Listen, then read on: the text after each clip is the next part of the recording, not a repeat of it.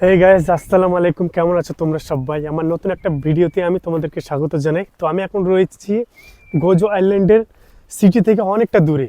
তা মাল্টা থেকে আমি এসেছি গোজো আইল্যান্ড। গোজো আইল্যান্ড থেকে আমি এসেছি মানে অনেক দূরে, একেবারে গ্রাম সাইড বলতে কি এইদিকে মানে মাঠঘাট, চারিদিকে মাঠঘাট।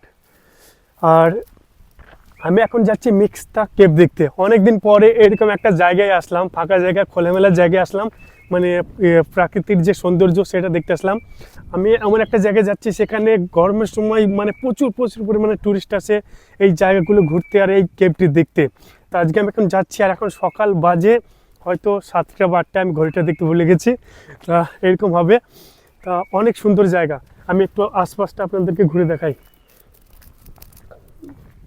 এই দেখতে পাচ্ছেন, এই দেখেন ক্যাকটাস ট্রি, যে পরিমাণসা গাছ বলি আমরা।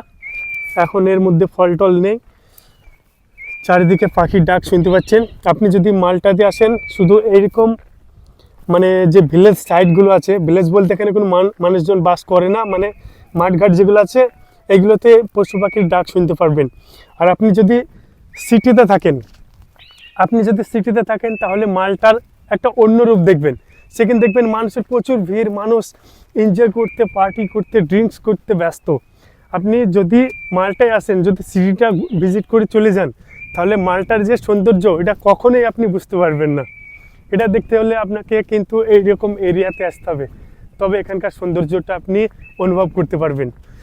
শীতের সময় আর সব সময়ের মতো ঠান্ডা ঠান্ডা হাওয়া ভেসে আসছে সমুদ্র থেকে।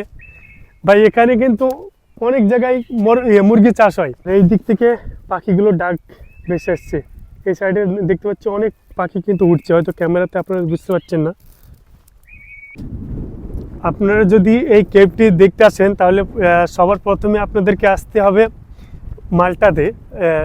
সবার প্রথমে আপনাদেরকে মাল্টা থেকে গোজো আসতে হবে। গোজো থেকে আপনাকে বাস নিয়ে কিছুটা রাস্তা আসতে হবে, আর কিছুটা রাস্তা কিন্তু আপনাকে পায়ে হেঁটে আসতে হবে। আর যদি আপনি ওখান থেকে বোল্ট বুক করেন, মানে ট্যাক্সি বুক করেন, তাহলে অনেকটা কাছে নিয়ে আসবে। আমি মাল্টা থেকে এসেছি ফেরি নিয়ে গোজোতে, তারপরে ওখান থেকে আবার ট্যাক্সি নিয়ে এসেছি। যাওয়ার সময় কিছুটা হেঁটে যাব, তারপর বাস ধরবো। সকালবেলায় অনেক ঠান্ডা, তারপরে দেখতে পাচ্ছেন অনেক সুন্দর মিষ্টি রোদ আসছে, যে কারণে অনেক ভালো লাগছে। ঠান্ডা হাওয়া, তার সাথে এই রোদের আলো, আর তারপরে এরকম একটা সুন্দর দৃশ্য দেখেন। গাইস একটু জুম করে দেখাই, জায়গাগুলো একটু দেখেন।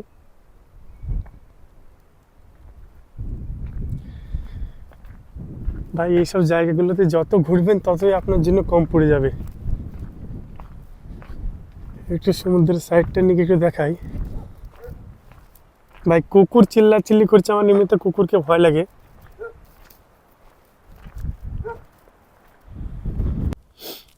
ভাই আমার সামনে দেখতে পাচ্ছেন মিক্সতা কেভ। তাই এটি হচ্ছে সেই মিক্সতা কেভ। এখন এই কেভের ভিতরে গিয়ে আমি আপনাদেরকে দেখাবো ভিতরের দৃশ্যটা।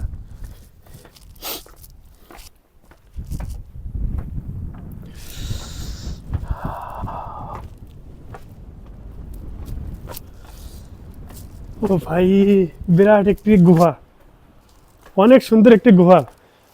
আর এর মধ্যে অনেক পাখি টাখি ছিল। কি পরিমাণে টুরিস্ট আসে আপনারা বুঝতে পারছেন, যে কারণে জায়গাটি এত পরিষ্কার। আর এই পাথরগুলো চকচক করছে, মানে প্রতিদিন প্রচুর পরিমাণে টুরিস্ট আসে। এই দেখতে পাচ্ছেন ভাই, এটা হচ্ছে মিক্সতা কেভ, আর নিচে রয়েছে রামলা বিচ। তা ওই বীজটিতে এখান থেকে যাওয়া যাবে না, কারণ যাওয়া যাবে কিনা জানি না। যাওয়া যাবে, একটু রিক্স। ভাই রিক্স একটু বলতে কি অনেকটাই রিক্স হবে, কারণ এই পাথরের উপর দিয়ে যাওয়াটা অনেকটা রিক্স হবে। এটা দিয়ে যাওয়া যাবে, কিন্তু হাঁটতে হাঁটতে যাওয়ার রাস্তা রয়েছে। ওইটা হচ্ছে রামলা বিচ।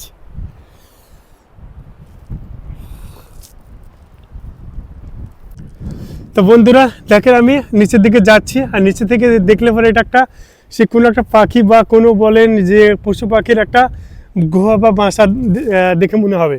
তা আমি বেশ নিচে চলে এসেছি অনেকটা, আরও আমাকে অনেকটা নিচে যেতে হবে, কারণ সামনে আছে রামলা বিচ। আমি এখন রামলা বিচে যাচ্ছি।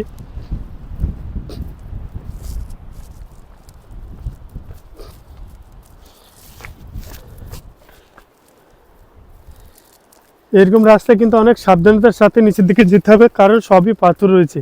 আর যদি পড়ে যায়, এখানে কিন্তু হেল্প করার মতো কেউ নেই, আমি একা রয়েছি। আর অনেক দূরে 2-1 জন আছে, এখান থেকে যদি ডাকাডাকি করি কেউ শুনতে পাবে না।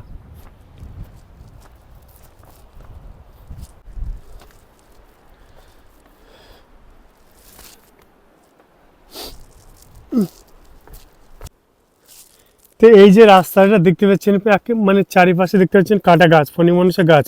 এটা কিন্তু রাস্তা না, কিন্তু মানুষ এটাকে রাস্তা বানিয়ে নিয়েছে। দেখেন ভাই, এগুলোতে হাঁটাও মুশকিল, পানির কারণে রাস্তাটি অনেক ভিজে রয়েছে।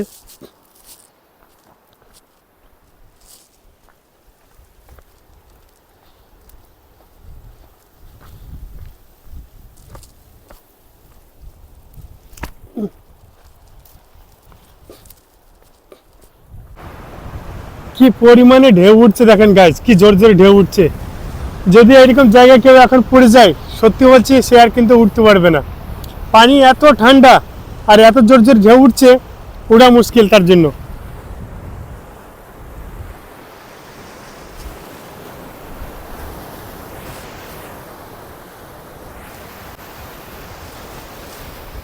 জায়গাটি অনেক সুন্দর, কিন্তু অনেক ঠান্ডা, যে কারণে সমুদ্রের পাড়ে এসে তো আমার মাথাটা টনটন টনটন করছে, কারণ সমুদ্র থেকে প্রচুর পরিমাণে ঠান্ডা বাতাস ভেসে আসছে।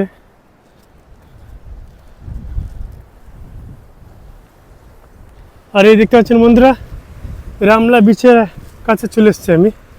এটা হচ্ছে রামলা বিচ। এখন হয়তো এটা দেখলে আপনার মনে হবে যে এখানে তো একটা মানুষজনও নেই। তা একটা শুনশান এরিয়াতে এখানে মানুষজন কি করতে আসবে? এটা হয়তো সিটি থেকে অনেক দূর। তারপরে আপনারা কল্পনা করতে পারবেন না যে গরমের সময় কি পরিমাণে টুরিস্ট এখানে থাকে। শুধু এখানকার লোকাল না, লোকাল তো আপনি কম পাবেন, টুরিস্ট পাবেন বেশি। রামলা বিচ ঘোরার পরে আমি এখন বাসের জন্য ওয়েট করছি। তা আধা ঘন্টা পর বাস আছে, তো বাসটি ধরে আমাকে আবার যেতে হচ্ছে গোজো টার্মিনালে। ওখান থেকে আমাকে আবার বড় সেই শিপে করে গোজো থেকে মাল্টা যাব, মাল্টা থেকে আবার বাস নিয়ে। তো বন্ধুরা, এখন আমি বাস স্ট্যান্ডে বাসের জন্য ওয়েট করছি, আধা ঘন্টা পর বাস আছে।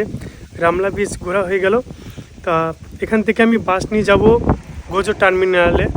ওখান থেকে বড় ফেরি করে আমি যাব চিরকুয়া মাল্টা।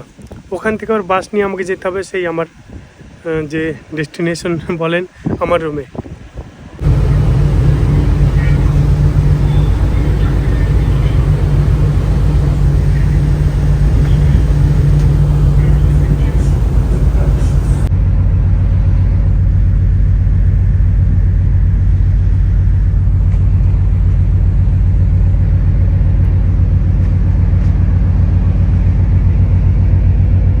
আজকে জাহাজটা প্রচণ্ড দুলছে এদিকে ওদিকে, কারণ সমুদ্র শান্ত নেই, সমুদ্র বেশ টুকটাক ঢেউ উঠছে।